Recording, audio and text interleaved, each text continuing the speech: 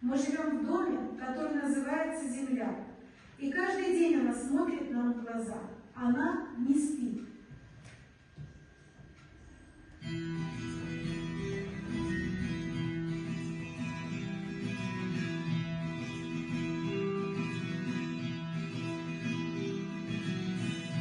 Я лишь свою веду о том,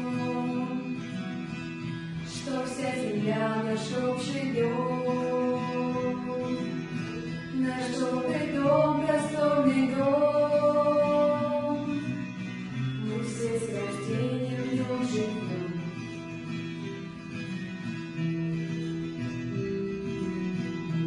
Еще о том веду я речь, что этот дом хотят поджечь.